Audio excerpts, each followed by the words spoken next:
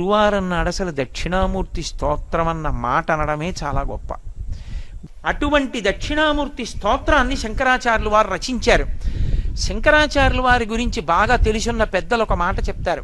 వారు 5వ సంవత్సరం వచ్చేటప్పటికి వారికి సంస్కృత భాష, వేదములు, పురాణములు, కావ్యములు అన్నీ కరతలామలకములైపోయాయి. ఆయనకు పుస్తకం అక్కర్లేదు, అలా వ్యాఖ్యానం చేశారు. ఏకసంధాగ్రాహి, ఒక్కసారే చూసేవారు ఆయన, అంతే.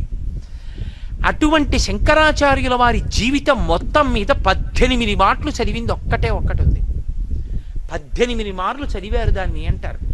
2 మాటలు 3 మాటలు కాదు, అదొక్కదాన్నే 18 మాటలు చదివారు. ఏది అంటే స్కాంద పురాణాంతర్గతమైనటువంటి సూత సంహిత. శంకరులు ఒక్క సూత సంహితనే 18 మాటలు చదివారు. 18 మాటలు చదివి అప్పుడు బ్రహ్మసూత్ర భాష్యం దక్షిణామూర్తి స్తోత్రం రాశారు. శంకరులు దక్షిణామూర్తి స్తోత్రం రాయాలంటే 18 మాటలు సూత సంహిత చదవలసి వచ్చింది. మిగిలిన స్తోత్రాలన్నీ ఒకెత్తు తక్కెట్లో, ఒక్క దక్షిణామూర్తి స్తోత్రం ఒక్కటే ఒకెత్తు. ఎందుకో తెలుసా? మిగిలిన ఏ స్తోత్రమైనా భగవంతుణ్ణి పొగుడుతుంది. ఇప్పుడు నేను శ్రీరామరక్షాస్తోత్రం అన్నాను అనుకోండి, రాముడి గుణగానం చేస్తుంది. ఏదో షట్పదీ స్తోత్రం అన్నాను అనుకోండి, కృష్ణుడిని వర్ణిస్తుంది. లేకపోతే పంచాక్షరి స్తోత్రం అన్నాను అనుకోండి, శివుణ్ణి వర్ణిస్తుంది. దక్షిణామూర్తి స్తోత్రం అలా వర్ణించదు. నాకు నా గురువుకి తేడా లేదంట. అందుకే ఆ శ్లోకాలు మీకు జ్ఞాన సాధకములు. అవి కొన్ని కోట్ల జన్మలు తపస్సు చేస్తే వచ్చేటటువంటి జ్ఞానం ఆ శ్లోకాలు రోజు చదువుకోవడం వల్ల వస్తుంది. నే చెప్పట్లేదు, శంకరులు చెప్పేశారు ఆఖరి శ్లోకంలో. సర్వాత్మత్వమితి స్ఫుటీకృతమిదం యస్మాదముష్మిన్ స్తవే తేనాశ్వశ్రవణాత్ తదర్థమననాత్ ధ్యానాచ్చ సంకీర్తనాత్ సర్వాత్మత్వమితి స్ఫుటీకృతమిదం అన్నారు. ఈ శ్లోకాల్ని, ఈ స్తోత్రాన్ని, దక్షిణామూర్తి స్తోత్రాన్ని ప్రతిరోజు ఎవరైతే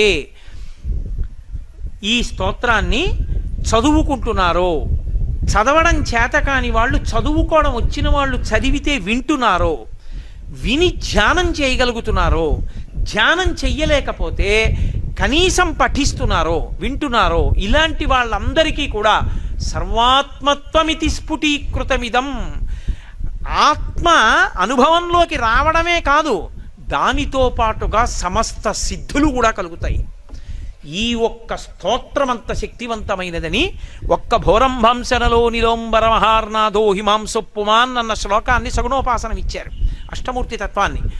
మిగిలిన శ్లోకాలు విశ్వందర్పణ దృశ్యమాన నగరీ తుల్యం నిజాంతర్గతం పశ్యన్నాత్మని మాయయా బహిరివోద్భూతం యథా నిద్రయా యస్సాక్షాత్కురుతే ప్రబోధతమయే స్వాత్మానమేవాద్వయం తస్మై శ్రీ గురుమూర్తయే నమయిదం శ్రీ దక్షిణామూర్తయే అంటూ వారు చేసిన శ్లోకాలు కేవలము స్తుతిపాఠములు కావు, జ్ఞాన ప్రబోధకములు. అందుకే అవి ధ్యాన మంటపంలో కూర్చుని ఒక్కసారి ఆ స్తోత్రం చదివి వెళ్ళిపోతే చాలు. దక్షిణామూర్తి యొక్క పరిపూర్ణానుగ్రహం కలిగి కొన్ని కోట్ల జన్మలెత్తవలసిన వాడు, నన్ను నమ్మండి, నాకు శంకరులు ప్రమాణం, నేను నా సొంత మాట చెప్పట్లేదు, ఈ జన్మలోనే ఆఖరి ఊపిరిలో జ్ఞానం కలిగి పరమేశ్వరుని యందు ఐక్యమైపోతాడు, సందేహం లేదు. అంత గొప్ప స్తోత్రం ఈ ప్రపంచంలో వాంగ్మయం మొత్తం మీద ఉన్న ఒకే ఒక్క స్తోత్రం దక్షిణామూర్తి స్తోత్రం. ఇంకొకటి లేదు లేదు లేదు, తత్తుల్యము కాదు, అదొక్కటే అంత శక్తివంతం.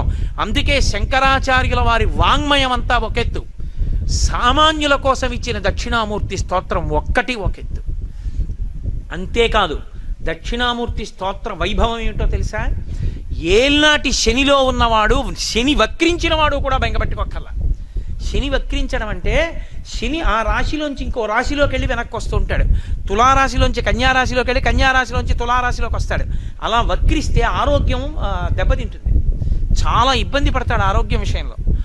శని వక్రించిన వాళ్ళు, అష్టమ శనిలో ఉన్నవాళ్ళు, అర్ధాష్టమ శని వాళ్ళు, ఏలినాటి శని వాళ్ళు ఎవరైనా సరే శంకరాచార్యులు వారు హామీ ఇచ్చేశారు. దేన్ని ఆధారం చేసుకున్నా తెలుసా? జ్యోతిష శాస్త్ర పరిజ్ఞానం శంకరులకు అంత దిట్ట, వారికి తెలియని శాస్త్రం లేదు. వారు అపర శంకరులు, కాలడి శంకరుడు, కామకోటి శంకరుడు, కాలడి శంకరుడు, శృంగేరి శంకరుడు. కాబట్టి మహానుభావుడు ఆయన జ్యోతిష శాస్త్రం అంతా తెలుసు కాబట్టి ఈ జాతికంతటికి ఆయన ఒక వరం ఇచ్చారు. మీకు ఏ గ్రహం ఏ పాపగ్రహం జాతకంలో బాధ పెడుతుండనివ్వండి, గురుగ్రహం యొక్క అనుగ్రహం మీకు ఉన్నంత కాలం మీ జాతకంలో ఇతర గ్రహములు ఏమీ చెయ్యలేవో. అందుకే జ్యోతిష శాస్త్ర పరిజ్ఞానం వేరు, జ్యోతిష శాస్త్ర పరిజ్ఞానం పౌరాణిక జ్ఞానంతో, అందుకే వేదానికి ఉపాంగం. వేదానికి ఉపాంగంగా జ్యోతిషం తెలుసుకోవడం వేరు. దాని వలన ఏమవుతుందంటే రోజూ దక్షిణామూర్తి స్తోత్రం చేసేవాణ్ణి శనీశ్వర గ్రహం కూడా చెనకదు. కారణం ఏమిటంటే బలహీనంగా ఉన్న గురుగ్రహాన్ని అది బలవంతం చేస్తుంది జాతకంలో. పైకి కనపడదు. జాతకం చూశారనుకోండి, గురుగ్రహం బలం లేదండి మీకు అంటాడు. నేను యథార్థంగా చూసా, పైకి చెప్పడం ఇష్టం లేదు నాకు ఎవరి విషయంలోనూ. ఒక సమయంలో ఒక వ్యక్తి ఇంటికి వచ్చి, ఏమయ్యా యథార్థానికి నీ భార్య చనిపోయి 3 నెలలు అవ్వాలి, ఇప్పటికి నువ్వు భార్యాహీనుడు అయిపోవాలి, నీ జాతకంలో గ్రహాలంత భయంకరంగా ఉన్నాయి, అయినా నువ్వు ఇంత సంతోషంగా ఉన్నావు, ఇంత నవ్వుతూ ఉన్నావు, కనీసం నీ భార్య మృత్యు వరకైనా వెళ్ళొచ్చిందా? నిజం చెప్పని అడిగాడు. వెళ్ళొచ్చింది, నిజమే, యథార్థమే. ఆమె వెళ్ళిపోతోందని కూడా తెలియదు ఈయనకి. మృత్యువు దగ్గరికి వెళ్ళిపోయి వెనక్కి వచ్చేసింది ఆవిడ. అదృష్టం. ఆవిడ వెళ్ళిపోయిందన్న విషయం ఆవిడికి తెలియదు, ఆవిడ వెళ్ళిపోయిందన్న విషయం ఈవిడికి తెలియదు, ఈయనకి తెలియదు. రక్షింపబడ్డాడు. ఎవరో నేను చెప్పను, ఎందుకో చెప్పేస్తాను మీకు. ఆవిడికి షుగర్ వచ్చిందన్న విషయం ఆయనకి తెలియదు, ఆవిడికి తెలియదు, వాళ్ళిద్దరికీ షుగర్ గురించి తెలియదు.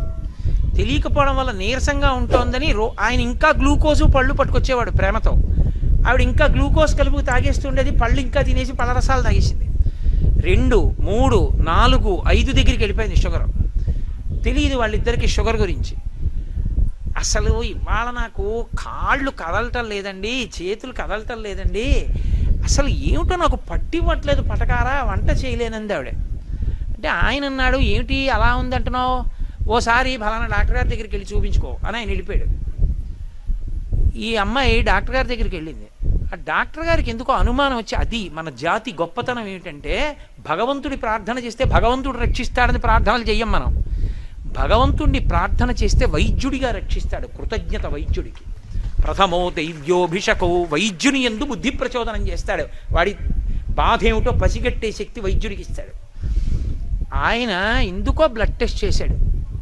చేసి, అమ్మ మీ ఆయన ఫోన్ నెంబర్ ఇయ్యనా? డాక్టర్ గారే ఫోన్ చేశాడు. ఏమయ్యా మీ ఆవిడ ఇంకో అరగంట ఉంటే చాలా గొప్ప, నువ్వు వచ్చేసాయి తొందరగానే. ఆయన గబగబా తిరిగి వచ్చాడు. తిరిగి వస్తే, అసలు ఇలా ఎలా బతికుందయా మీ ఆవిడ నాకు అర్థం కాలేదు, ఈ పాటికి ఎప్పుడో పోవాలి కోమాలోకి, కనీసం మూత్రపిండాలు ఏమన్నా పోవాలి, ఎలా బతికుందయా అని షుగర్కి వైద్యం మొదలెట్టాడు. ఆవిడ బతికి బట్టకట్టి. ఓ రోజు రాత్రి 8:30కో జ్యోతిష్కుడు వచ్చి ఆయన జాతక చక్రం పట్టుకుని అడిగాడు, ఈ భార్య చచ్చిపోవాలి ఎలా బతికిందని. నేను మీకు యథార్థం చెప్తాను, ఆయన బలం ఏమిటో తెలుసా? ఆయన దక్షిణామూర్తి స్తోత్రం ఉపాసన చేశాడు. రోజు దక్షిణామూర్తి స్తోత్రం చదవడం ఆయనకు అలవాటు. అది గురుగ్రహాన్ని ఛార్జ్ చేసేసింది. గురుడు శక్తివంతుడై కూర్చున్నాడు జాతకంలో. గురుడి అనుగ్రహం ఉన్నంతకాలం పాపగ్రహాలు ఏం చేయలేవు, అడ్డుపడిపోతాడంతే. గురువుగారి రక్షణ ఉంటే ఇంకేంటండి, గురువు గారికి వాత్సల్యం ఉందనుకోండి, దేవతలు అనుగ్రహిస్తారంతే. కాబట్టి జాతకంలో గురుగ్రహం యొక్క అనుగ్రహం ఉంది, పాపగ్రహాలు ఊరుకున్న ఏం చేయలేపోయి. ఇంకా ఒక్క శంకరాచార్యుల వారే ఈ జాతికో పెద్ద వరం ఇచ్చారు, నేను వెళ్ళిపోతాను, వీళ్ళని ఎవడు బాగు చేస్తాడని. దక్షిణామూర్తి స్తోత్రం చదువుకుంటే గురుగ్రహం శక్తి పొందేస్తుంది. రోజు ఒకసారి దక్షిణామూర్తి స్తోత్రం చదివారనుకోండి చాలు, అంతే. ఆడవనివ్వండి, మగనివ్వండి, పిల్లలవనివ్వండి, ప్రయోజకులు అవుతారు, చక్కగా ఉంటారు. ఏమి పెద్ద ఇబ్బంది పడిపోయి భయంకరమైన స్థితిలోకి వెళ్ళిపోకుండా కాపాడుతుంది దక్షిణామూర్తి స్తోత్రం. అంత గొప్పది.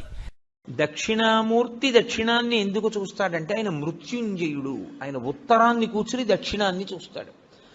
మృత్యువును గూర్చినటువంటి భయము లేనివాడాయన.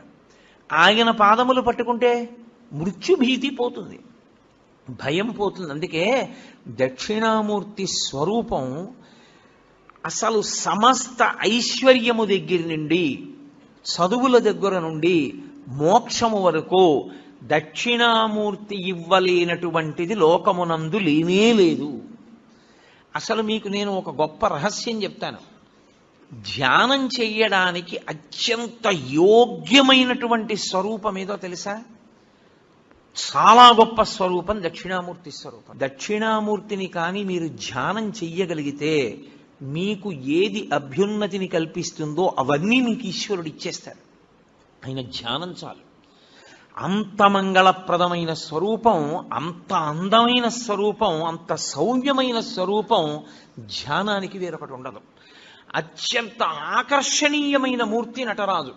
అత్యంత మంగళప్రదుడు, ధ్యానయోగ్యుడు దక్షిణామూర్తి. శివస్వరూపాల్లో అద్భుత స్వరూపం నటరాజు. అత్యంత ధ్యానయోగ్యము దక్షిణామూర్తి. చిన్న పిల్లలు ఇంట్లో ఉంటే చిన్న పిల్లల దగ్గర నుంచి రేపో మాపో వెళ్ళిపోతాడనుకున్నంత పెద్ద వయస్సున్నవాడి వరకు దక్షిణామూర్తి స్వరూపము ధ్యానయోగ్యమే. మిగిలిన ఏ రూపాలు, ఏ దేవతా స్వరూపాలు మీకు అలా ధ్యానయోగ్యములు కావు. అన్ని వేళలా మీరు ఒకే రూపాన్ని, బ్రహ్మచారి, గృహస్థు, వానప్రస్థు, సన్యాసి, నలుగురు ఒకే రూపాన్ని ఆరాధన చేయడం కుదరదు. చిన్నపిల్లలు దక్షిణామూర్తిని ఎంత ధ్యానం చేస్తారో అంత జ్ఞాపక శక్తి, అంత గొప్పగా స్ఫురణ శక్తి పెరుగుతాయి. ఐశ్వర్యం కావాలనుకున్నవాడు దక్షిణామూర్తిని రోజు ధ్యానం చేస్తే అంత ఐశ్వర్యం. ఆరోగ్యం కావాలనుకున్న వాడికి ఆరోగ్యం, జ్ఞానం కలగాలనుకున్న వాడికి జ్ఞానం. నేను మీకు యథార్థం చెప్పాలంటే, మీకు ప్రతిరోజు 1-2 నిమిషాలు దక్షిణామూర్తిని ధ్యానం చేయడం అలవాటైతే మోక్షము కరతలామలకము. అంత్యమునందు పరమేశ్వరుడే మీకు జ్ఞాపకం వచ్చి మోక్షానికి ఎడతాడు. అంత గొప్ప స్వరూపం దక్షిణామూర్తి స్వరూపం. సనాతన ధర్మాన్ని కాపాడటంలో మీరు భాగస్వాములు కండి. ఈ ఛానల్ని సబ్స్క్రైబ్ చేయండి.